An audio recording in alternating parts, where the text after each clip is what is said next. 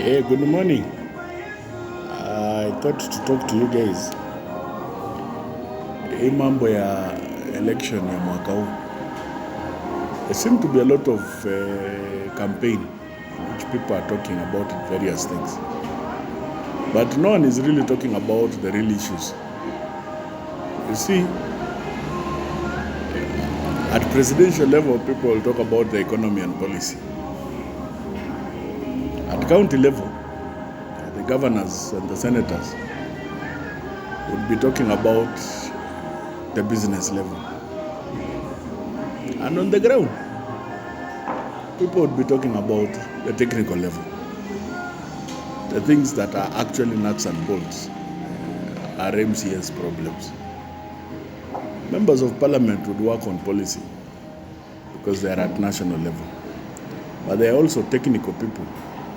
So when we talk about the problems we have with education, the problems we have with security, the problems we have with the finance, members of parliament should be able to tell us what they expect to do. So this is a challenge to all of them. We have an economic crisis. It's as a result of Corona. It's as a result of also the inauguration of the county level of our democracy. We had to spend a lot of money which we never used to spend. There are too many offices, too many officials, too many motor vehicles, too many infrastructure that would have been beneficial if we had the resources. So someone really needs to do a viability check. And my recommendation is this. First of all,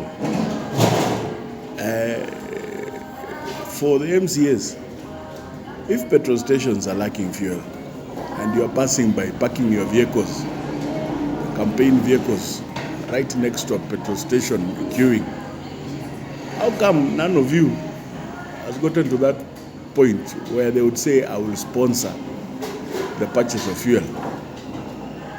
I will make sure that our local petrol station will have fuel and that it is selling it at the right price. Because that's the first place you start. If you can't do that, these other things, the pie in the sky, we're not sure we'll have that pie in the sky. You want to see what you can do on the ground. Secondly, is the price of the various things. Right now, cement is at 850 shillings. In January, it was 550 shillings per bag.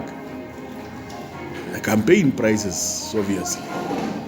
What are you guys doing about that? If we're talking about construction industry, the steel, we have a lot of steel, this chuma hii, chuma ile, doshi na zile zingine.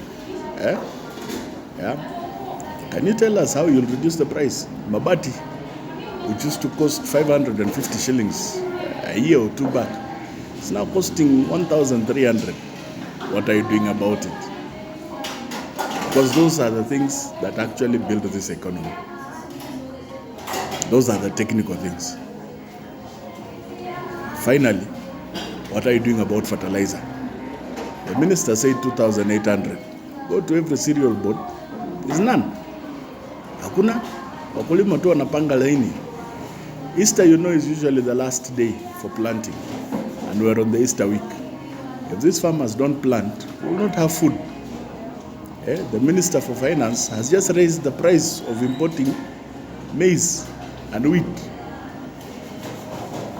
So I think it's time to think straight.